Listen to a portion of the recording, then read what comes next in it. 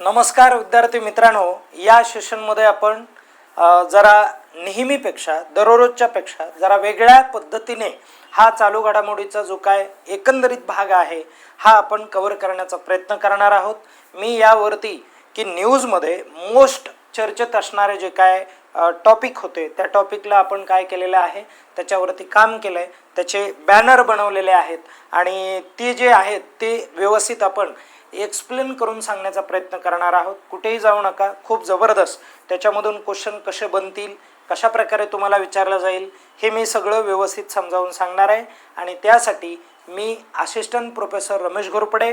आजचा हा पहिला मुद्दा आपला बघा, दरवर्षी वसुंधरा दिन हा जो आहे हा केव्हा साजरा केला जातो असं तुम्हाला विचारलं जाईल। ओके, कळालं तुम्हाला? दरवर्षी वसुंधरा दिन, कोणता दिन? वसुंधरा दिन। ओके, वसुंधरा म्हणजे पृथ्वी, बरोबर आहे की नाही? वसुदैव कुटुंबकम अशा पद्धतीने आपली पॉलिसी आहे, तोच प्रकार इथे बघायला मिळतोय। आणि हा जो दिवस आहे मित्रांनो, हा दिवस प्रामुख्याने 22 एप्रिलला साजरा केला जातो। किती एप्रिलला? 22 एप्रिल हा जो दिवस आहे हा दिवस प्रामुख्याने साजरा केला जातो। लक्षात राहू द्या, इथे उत्तर दिलंय मी। ओके, आता त्यानंतर थीम काय होती तर आवर पॉवर आवर प्लॅनेट अशा पद्धतीने काय एक थीम आहे। आवर पॉवर म्हणजे आपली शक्ती आणि आपला ग्रह अशा पद्धतीने। आणि पहिल्यांदा हा जो दिवस आहे हा 1970 मध्ये साजरा करण्यात आला, म्हणून हे देखील लक्षात राहू द्या, हा एक महत्त्वाचा पार्ट असणार आहे।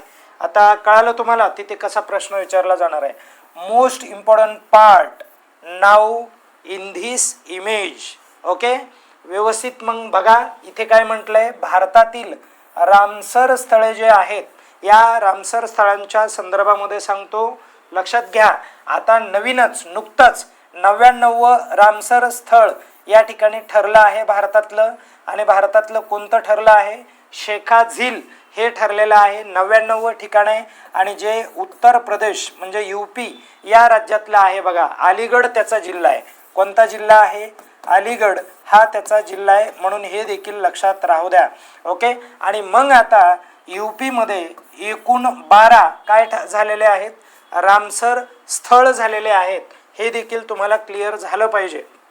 पुढे लक्षात घ्या, एक खिचन किंवा मग लक्षात ठेवा, हे नाही एवढं इम्पॉर्टंट, तर हे 99 आहे, आपल्याला 98 बघणं गरजेचं आहे। तर 98 आहे बघा, पाटणा पक्षी अभयारण्य। आणि हे पाटणा पक्षी अभयारण्य जे आहे हे देखील तुम्हाला उत्तर प्रदेशमध्येच बघायला मिळणार आहे। ओके, लक्षात राहू द्या। आणि हे छारी धान नावाचं एक हे बघा अभयारण्यच, आणि हे तुम्हाला 97 प्लेस असलेलं बघायला मिळेल। ओके, हे कितवं आहे? 98 आणि हे 97। आणि जे गुजरात या राज्यात आहे, कोणत्या राज्यात आहे? गुजरात या राज्यात तुम्हाला बघायला मिळणार आहे। विविध वन्यजीवांसाठी प्रसिद्ध असं ते तुम्हाला एक भाग बघायला मिळेल। आता आपण पुढे जाऊयात। बघा, एक आहे खिचन वेटलँड आहे। वेटलँड म्हणजे काय? पानझडीचा प्रदेश असला, पानझडी नाही म्हणतात, पाणथळ असलेला प्रदेश, बरोबर आहे की नाही?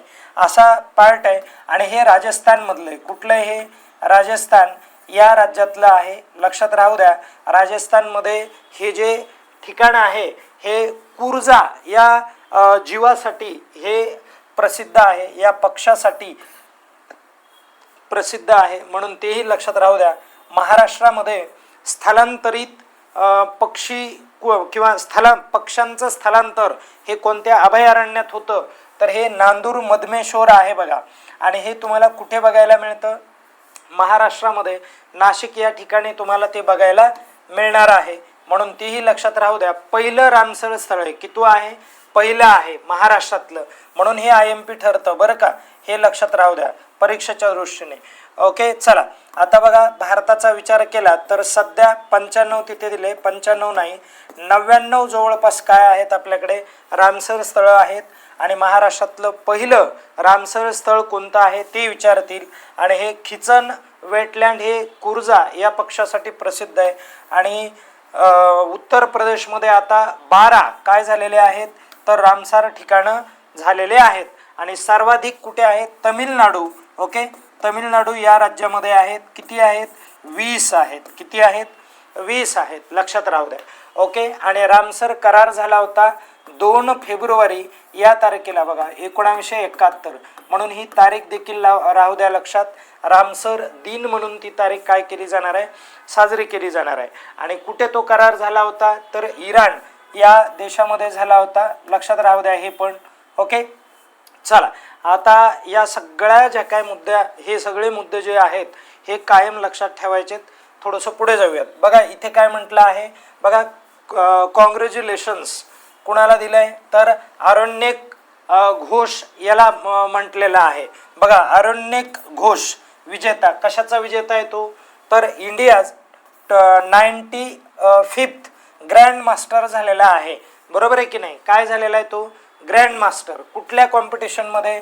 BCC ओपन 2026 ही जी स्पर्धा आहे या स्पर्धेमध्ये प्रामुख्याने त्याने विजेतेपद मिळालेलं आहे. अचिव्हमेंट काय आहे त्याची? 95 ग्रँड मास्टर. आणि टोर्नामेंट किती होती? 23वी, जी कुठे झाली होती? बघा Bangkok chess club open 2026 Thailand या ठिकाणी झालेली आहे.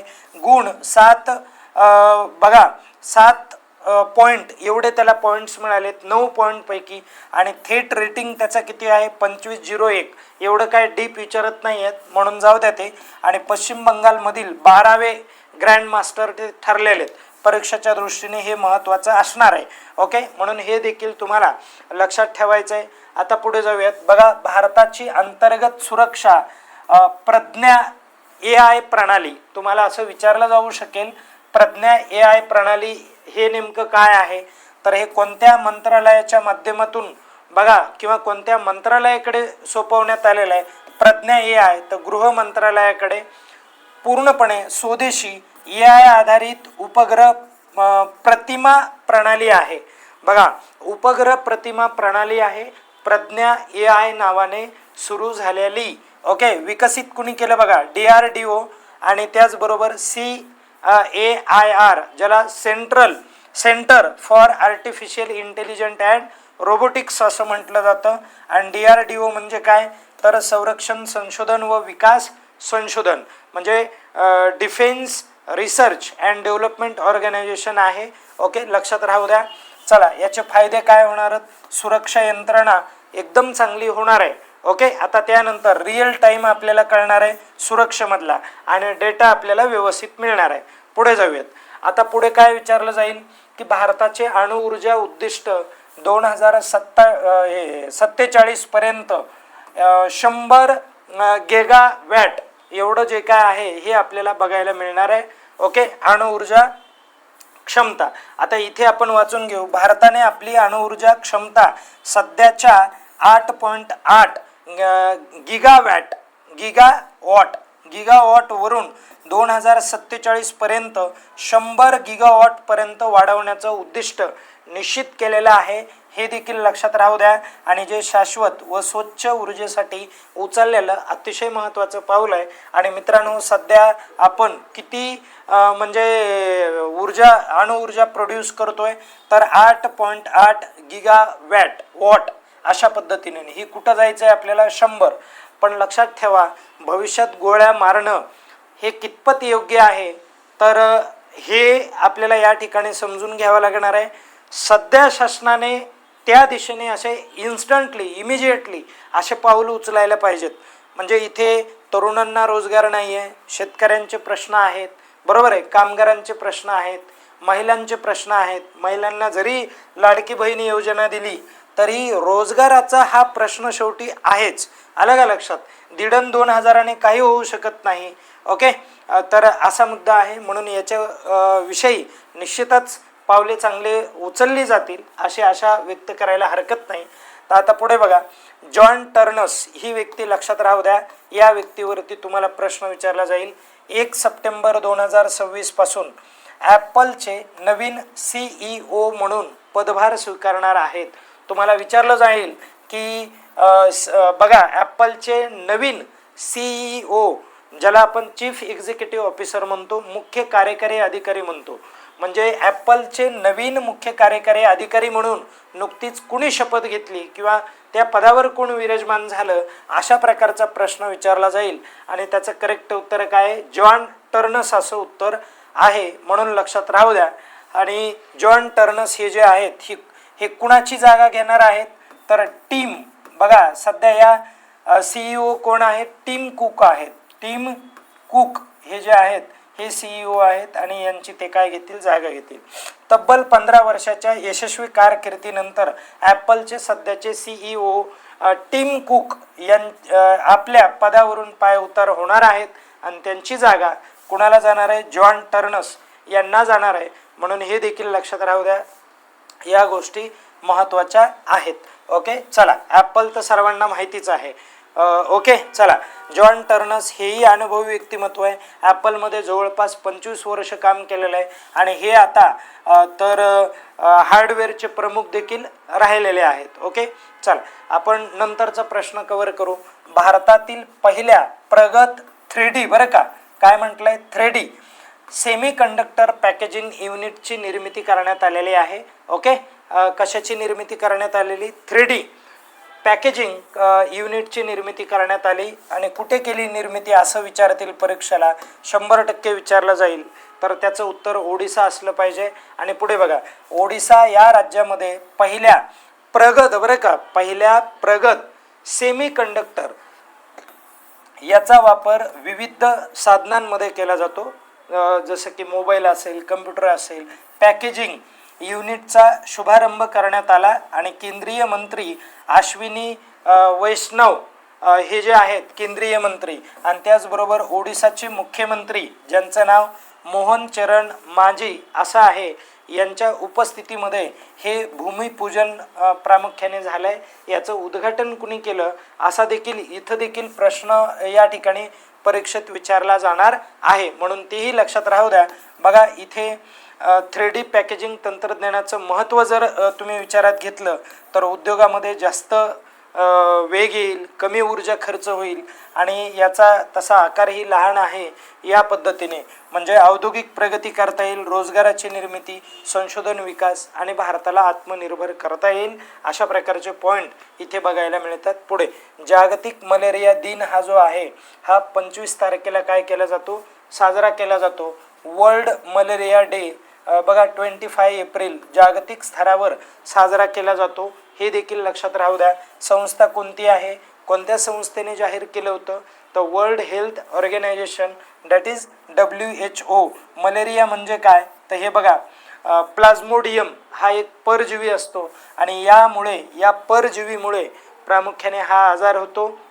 लक्षात राहू द्या, ॲनोफिलस मॉस्किटो नावाचा हा एक मच्छर आहे आणि ही मादी असते. ही कशी असते, ही मादी जर चावली तर हा आजार होतो, बरं का. आणि त्याची लक्षणं काय आहेत, ताप येते, थंडी वाजते, ओके, डोकेदुखी होते आणि उलट्या होतात, अशक्तपणा येतो, अशा प्रकारचे सिम्पटम्स आहेत. म्हणून हे सिम्पटम्स असतील तर आवर्जून तुम्ही डॉक्टरांना संपर्क साधा. आणि 2026चं तुम्हाला या ठिकाणी एक थीम दिलेली, काय थीम आहे, तर malaria end with us, reinvest आणि रिमॅनेज आणि रिनाईट अशा पद्धतीने आहे. म्हणजे मलेरिया संपवण्यासाठी प्रेरित आता आपण करू शकतो, आता आपण केलेच पाहिजे. ओके, असा हा प्रकार आहे. एवढं काय फार आता महत्त्वाचं नाही, इथपर्यंत लक्षात राहू द्या. मी थोडंसं पुढे जातो, नंतर लक्ष द्या. बघा, इथे आपण थांबूयात. हा जो पार्ट आहे इथे पूर्ण होतो आणि नंतर नेक्स्ट लेक्चरमध्ये मी तुम्हाला नंतरचे जे काय प्रश्न आहेत हे प्रश्न मी तुम्हाला कव्हर करून देणार आहे. कुठेच जाऊ नका, व्यवस्थितरित्या आपण प्रत्येक भाग समजून सांगणार आहोत. धन्यवाद.